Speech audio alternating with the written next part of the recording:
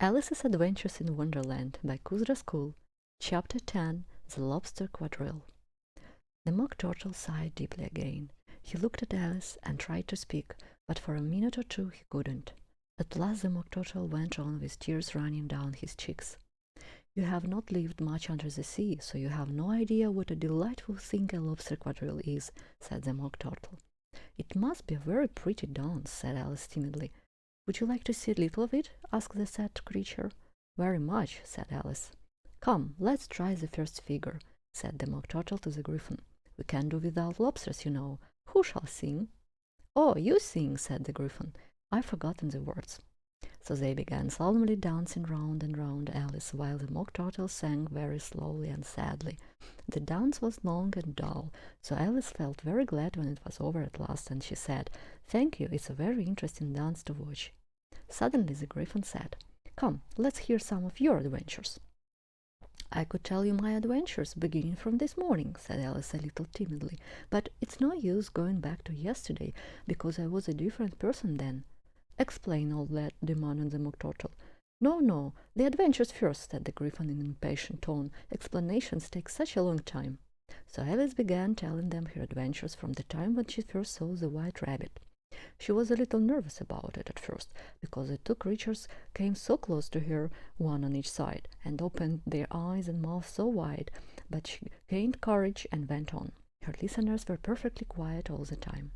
Then the Mock Turtle said thoughtfully, "I would like to hear her try and repeat something now. Tell her to begin," and he looked at the Griffin. "Stand up and repeat 'This the voice of the sluggard,'" said the Griffin. "I could as well be at school now," thought Alice. However, she got up and began to repeat it, but her head was so full of the lobster quadrille that she didn't think what she was saying, so the words were very strange. "It is the voice of the lobster," I heard him declare. "You have baked me too brown, I must sugar my hair, as a duck with its eyelids, so he with his nose trims his belt and his buttons and turns out his toes." "That's different from what I said when I was a child," said the Griffin. "Well, I never heard it before," said the Mock Turtle, "but it sounds uncommon nonsense." Alice said nothing. She had sat down with her face in her hands, wondering if anything would ever happen in a natural way again. "I would like to have an explanation," said the Mock Turtle. "She can't explain it," said the Griffin hastily. "Go on with the next verse."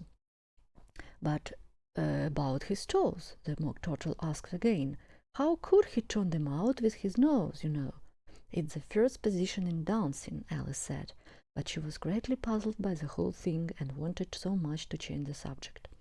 "Go on with the next verse," the Griffin repeated impatiently. "It begins, 'I passed by his garden.'"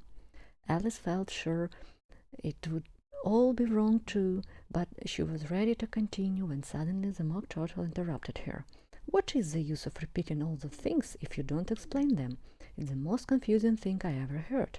"Yes, I think you'd better stop it," said the Griffin, and Alice was very glad to do so. "Shall we try another figure of the lobster quadrille?" the Griffin went on.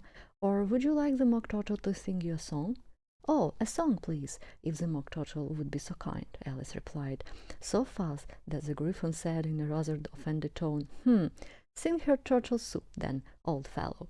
The Mock Turtle sighed deeply and began to sing. Suddenly a cry, "The trial's beginning!" was heard in the distance. "Come on!" cried the Griffin, and, taking Alice by the hand, hurried off without waiting for the end of the song. "What trial is it?" Alice tried to ask as she ran, but the Griffin only answered, "Come on," and they ran faster. This is the end of Chapter 10. Thank you for listening and subscribe to School.